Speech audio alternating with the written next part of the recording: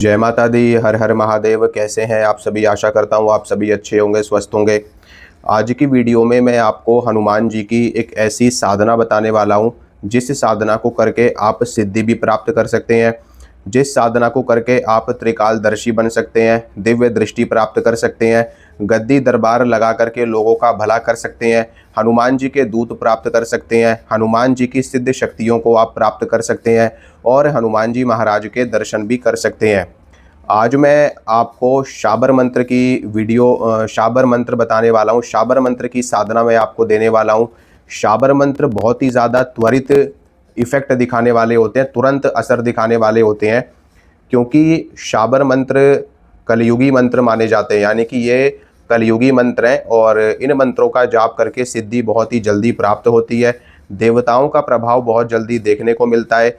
और दूसरा कारण ये है, जो शाबर मंत्र होते हैं ये नाथ संप्रदाय के जो महान सिद्ध संत हुए हैं, गुरु गोरक्षनाथ जी महाराज, मच्छेंद्र नाथ जी महाराज और उनके शिष्यों के द्वारा लिखे गए ये मंत्र हैं। नाथ परंपरा से ये मंत्र देखने को मिलते हैं और इन मंत्रों में दुहाई दी जाती है, आन दी जाती है, कस्में दी जाती हैं और वचन दिए जाते हैं, जिसके कारण से इनका जो प्रभाव है वो और भी ज़्यादा प्रचंड हो जाता है।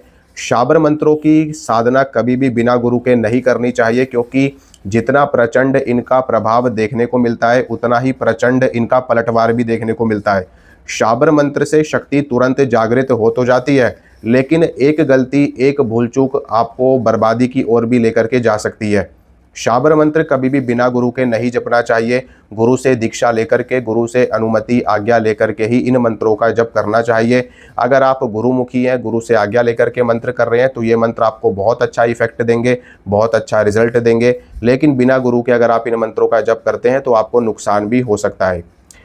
आज मैं आपको हनुमान जी का शाबर मंत्र बताऊंगा और इसकी पूरी साधना बताऊंगा, इस मंत्र का पूरा विधि विधान बताऊंगा, जिससे आप हनुमान जी के दर्शन भी कर सकते हैं, सिद्धि भी कर सकते हैं और पर्चा बना सकते हैं, पूछा निकाल सकते हैं, दिव्य दृष्टि आपको मिलेगी, दूत महाराज मिलेंगे, सवारी मिल जाएगी आपको हनुमान जी की, ठीक है, उनके गणों की।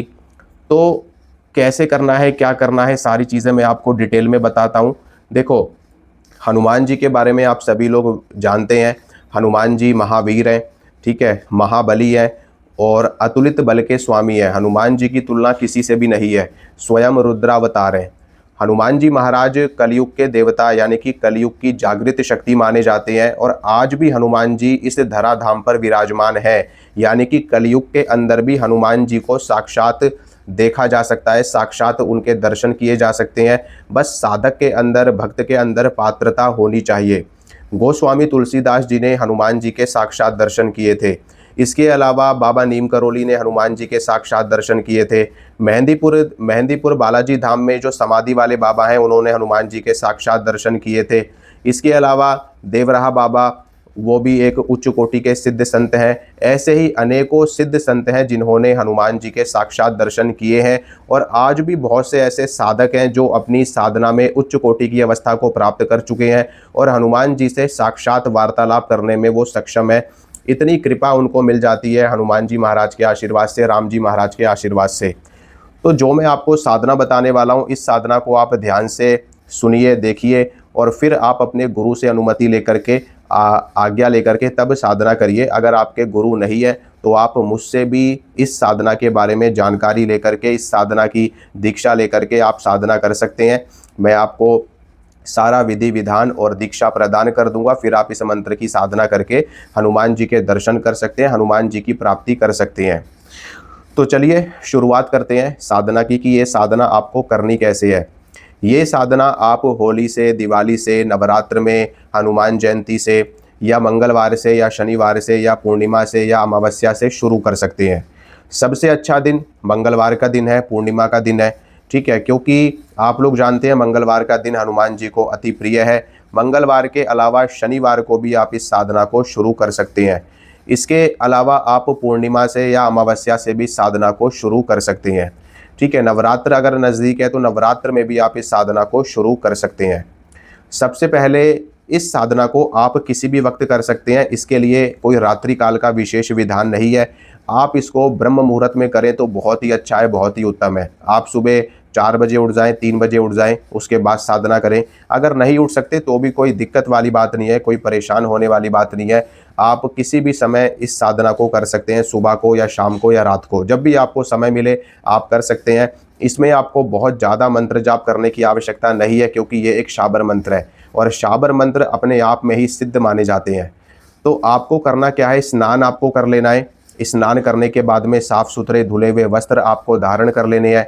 वस्त्र आप धोती कुर्ता पहन सकते हैं या कुर्ता पजामा पहन सकते हैं, या फिर धुले हुए जो आपको कंफर्टेबल वस्त्र लगे वो आप पहन सकते हैं। ठीक है। वस्त्र पहनने के बाद में अपने आसन को लगाएं, आसन पे बैठें। ठीक है। आसन पे बैठने के बाद में पवित्रीकरण करना है तो करें, शुद्धिकरण करना है तो करें, नहीं तो कोई आवश्यकता नहीं है, क्योंकि आप ऑलरेडी स्नान करके आए हैं। स्नान करके ऑलरेडी ही शारीरिक और मानसिक शुद्धि हो जाती है। ठीक है। एक लकड़ी का बाजोट रखें, लकड़ी की चौकी रखें, उसके ऊपर लाल रंग का या संतरी रंग का कपड़ा बिछाएं। ठीक है। संतरी रंग हनुमान जी को प्रिय है, सिंदूरी रंग या संतरी रंग एक ही बात है। वस्त्र बिछाएं, वस्त्र नया होना चाहिए, साफ सुथरा होना चाहिए। उसके ऊपर हनुमान जी महाराज की फ़ोटो, चित्र या मूर्ति या विग्रह जो कुछ भी आपके पास में है उसको स्थापित करें, उसको विराजमान करें। ठीक है। हनुमान जी महाराज का पूजन करने से पहले आपको गणेश भगवान का पूजन करना है, क्योंकि भगवान गणेश अग्र पूजा के अधिकारी है। बिना उनकी पूजा के आपको सिद्धि प्राप्त नहीं होगी। ठीक है। गणेश जी महाराज का नाम जपें, 11 बार उनका नाम लें, 21 बार उनका नाम लें, या फिर 108 बार उनका नाम लें। श्री गणेशाय नमः। गजाननं भूतगणादि सेवितं कपित्थजम्बू फलचारु भक्षणम उमासुतं शोक विनाशकारकं नमामि विघ्नेश्वर पाद पंकजम। वक्रतुंड महाकाय सूर्यकोटि समप्रभा निर्विघ्नं कुरु मे देव सर्व कार्येषु सर्वदा। ठीक है। इस तरीके से गणेश भगवान की स्तुति करें, 1 मिनट 2 मिनट जितना भी आपका दिल करे। अगर आपको संस्कृत नहीं आती है, कोई आपको मंत्र नहीं पता है, तो आप गणेश चालीसा का पाठ भी कर सकते हैं एक बार। ठीक है। इसके बाद में हनुमान जी की सीधा आपको पूजा शुरू कर देनी है। हनुमान जी महाराज के सामने एक जल का पात्र आपको रखना है। ठीक है। हनुमान जी महाराज के सामने आपको देसी घी का या फिर तिल के तेल का दीपक लगाना है। ठीक है। एक चीज़ मैं आपको बताना चाहता हूं कि ये जो साधना है आपकी, ये 41 दिन की साधना है। देखो, ये 41 दिन की साधना है। अगर आपको पूर्ण सिद्धि प्राप्त करनी है तो 41 दिन का विधान आपको करना ही पड़ेगा। हवा हवाई बातें नहीं करूंगा, फुद्दू बनाने वाली बातें नहीं करूंगा, बहकाने वाली बातें नहीं करूंगा। सीधी सीधी बात कर रहा हूं। अगर पूर्ण सिद्धि चाहिए तो 41 दिन की साधना आपको करनी पड़ेगी। नहीं तो आपकी इच्छा है, आप 21 दिन की भी कर सकते हो, आप 11 दिन की भी कर सकते हो, आप 5 दिन की भी कर सकते हो। लेकिन जो सिद्धि आपको 41 डेज में प्राप्त होगी वो 21 दिन में या 11 दिन में प्राप्त नहीं होगी। ठीक है। तो 41 दिन की साधना करें, मंगलवार से शुरू करके या शनिवार से शुरू करके। और जो मंगलवार जो शनिवार आप चुनोगे वो शुक्ल पक्ष का होना चाहिए, यानी कि अमावस्या के बाद का जो 15 दिन रहते हैं उसमें से कोई भी मंगलवार या शनिवार आप चुन सकते हैं। ठीक है। इस साधना में हनुमान जी का पूजन आपको करना है। एक जल का पात्र रखें, उसमें थोड़ा सा गंगा जल भी डालें और एक तुलसी का पत्ता जरूर डालें। ठीक है। हनुमान जी के भोग के लिए आपको हनुमान जी को बूंदी का भोग आप लगा सकते हैं, जो हलवाइयों के पास में मिल जाती है। नहीं तो 5 बूंदी के लड्डू हनुमान जी के आगे रखें और एक मीठा पान रखें हनुमान जी के आगे। ठीक है। ये आप रखें। अब आपको क्या करना है, दीपक लगाना है, देसी घी का या फिर तिली के तेल का दीपक आप लगा सकते हैं। गूगल की धूप लगाएं या गुलाब की धूप, चंदन की धूप भी आप लगा सकते हैं। जो आप हनुमान जी को भोग लगाएंगे उस भोग के अंदर भी एक तुलसी का पत्ता रखें। ठीक है। ये सारी चीज़ें रखने के बाद में आपको संकल्प करना है कि आप हनुमान जी महाराज से क्या चाहते हैं, क्या आपकी मनोकामना है, क्या आपकी इच्छा है। संकल्प में आपको क्या बोलना है, अपना नाम बोलना है, अपने माता पिता का नाम बोलना है, अपना गोत्र बोलना है, आप किस स्थान पर रहते हैं उस स्थान का नाम आपको बोलना है। और उसके बाद में आपको अपनी जाप संख्या बोलनी है कि आप प्रतिदिन कितनी माला का जाप करेंगे। देखिए, इस साधना में ज़्यादा जाप आपको नहीं करना है, केवल 5 माला का जाप करना है। बस 5 माला शाबर मंत्र है। ठीक है। 5 माला का संकल्प ले लें और हनुमान जी से प्रार्थना करें, प्रभु मुझ पर कृपा करें, मेरे परिवार पर कृपा करें। मैं बहुत ही ज़्यादा दुखी हूँ, परेशान हूँ, समस्याओं से घिरा हुआ हूँ। अब मरने के सिवाय कोई रास्ता नहीं बचा है। अंतिम बार आपकी साधना कर रहा हूँ, सेवा कर रहा हूँ, कृपया करें मुझ पर। इस तरीके से संकल्प करें और जल छोड़ दें हनुमान जी के आगे। इसके बाद में रुद्राक्ष की माला से, रुद्राक्ष की माला आपकी जागृत की हुई होनी चाहिए, सिद्ध हुई होनी चाहिए, संस्कारित माला होनी चाहिए रुद्राक्ष की। उसको पहले अगर नई माला है तो उसको जागृत करें, सिद्ध करें, उसके बाद में जाप करें। ठीक है। रुद्राक्ष की माला से 5 माला मंत्र करें। मंत्र जाप करने के बाद में जितना भी आपने जप किया है वो सारा जप हनुमान जी के चरणों में अर्पित कर दे। प्रभु, मैंने जितना भी जाप किया है ये सारा जप मैं आपको ही अर्पित करता हूँ। कृपया आप इसे धारण करें और मुझ पर कृपा करें, मुझे शक्ति दें, सिद्धि दें। ठीक है, इस तरीके से आपको प्रार्थना करनी है। उसके बाद में आपको क्या करना है, एक माला यानी कि 108 बार आपको राम नाम का जाप करना है। ठीक है, सीताराम सीताराम सीताराम सीताराम, जो भी आप जपना चाहें, राम राम राम राम, हरे राम हरे कृष्ण, जो भी आपको जपना है, हरि नाम संकीर्तन आपको करना है। हरि नाम संकीर्तन से हनुमान जी बहुत जल्दी प्रसन्न होते हैं। ठीक है, तो ये आपको करना है। ये करने के बाद में आपकी साधना पूरी हो जाएगी। फिर आगे आपको कुछ नहीं करना। जो भी आपसे गलतियां हुई हों उसके लिए हनुमान जी से क्षमा मांगे। ठीक है, हनुमान जी के आगे माथा टेके, अपने आसन को प्रणाम करें, धरती माता को प्रणाम करें, अपने गुरु को प्रणाम करें जिससे आपको ये साधना प्राप्त हुई है। इसके बाद में आपको कुछ नहीं करना। अब लगातार आपको ये साधना करनी है 41 डेज तक। मैं तो आपको 41 डेज का विधान बता के चल रहा हूँ। ठीक है, ये साधना जब आप करना शुरू कर दोगे तो 3 4 5 दिन के बाद ही आपको बहुत प्रचंड अनुभव होने शुरू हो जाएंगे। स्वप्न में आपको दिखेगा, आपको स्वप्न में बंदर दिखेंगे, वानर दिखेंगे। आपको ऐसे लगेगा जैसे आप हनुमान जी के मंदिर में पहुंच गए, आप हनुमान जी के आगे मत्था टेक रहे हो, हनुमान जी का दर्शन कर रहे हो, हनुमान जी को प्रसाद लगा रहे हो। ठीक है, आपको कभी ऐसा दिखेगा कि हनुमान जी के जो मंदिर के पुजारी है वो आपसे कुछ कह रहे हैं, कुछ बता रहे हैं। कभी आपको ऐसा फील होगा कि आप हनुमान जी के आगे बैठे और आपके ऊपर सवारी आने लगी। इस तरह के अलग अलग अनुभव होंगे जो कि जो कि मुझे बहुत अच्छे से पता है, क्योंकि इस साधना को मैं भी कर चुका हूँ। ठीक है, तो बहुत तरह के अनुभव आपको होंगे, कई तरह के अनुभव होंगे। कभी आपको लगेगा आप मेहंदीपुर बालाजी पहुँच गए, कभी आपको लगेगा कि कोई संत महात्मा आपके पास में आए हैं, कुछ आपको बता रहे हैं, कुछ आपको खिला रहे हैं, पिला रहे हैं। ठीक है, इस तरीके से आपको महसूस होगा। कोई भी अनुभव हो जाए, कैसा भी अनुभव हो, किसी से शेयर ना करें, ना अपने परिवार से, ना माता से, ना पिता से, ना भाई से, ना बहन से, ना पत्नी से, ना बच्चों से। किसी से कोई अनुभव शेयर आपको नहीं करना। अनुभव अपने पास तक रखने हैं। सिर्फ अपने गुरु से शेयर करें और किसी से भी अनुभव शेयर ना करें। उसके बाद में ऐसी आपकी साधना आगे बढ़ती चली जाएगी। साधना बढ़ते बढ़ते बढ़ते बढ़ते समय बढ़ता जाएगा, साधना बढ़ती जाएगी, अनुभव आपके और भी ज़्यादा बढ़ते चले जाएंगे और एक समय ऐसा आएगा कि आपको अपने शरीर में बदलाव महसूस होने लगेगा। आपको कभी ऐसा महसूस होगा कि आप हवा में उड़ रहे हो, कभी आपको ऐसा महसूस होगा कि आपके शरीर पे कोई आके बैठ गया है, कभी आपको ऐसा महसूस होगा कि शरीर आपका एकदम हल्का हो गया है, कभी आपको शरीर में बहुत ही ज़्यादा हीट महसूस होगी, कभी शरीर आपको ठंडा महसूस होगा, रोंगटे खड़े हो जाएंगे, आंखों से पानी गिरने लगेगा। ये जो आज्ञा चक्र है ये आपको लगेगा कि जैसे कोई इसमें खिंचाव आ रहा है बहुत तेज, कुंडलिनी शक्ति आपकी उठ जाएगी ऊपर। ठीक है, इस तरह के कई अनुभव, कई प्रचंड तीव्र अनुभव आपको होंगे, पर आपको डरना नहीं है, घबराना नहीं है। अपनी साधना पे आपको लगे रहना है, चाहे कुछ भी हो जाए, साधना नहीं छोड़नी। मर भी जाओ तब भी साधना नहीं छोड़नी।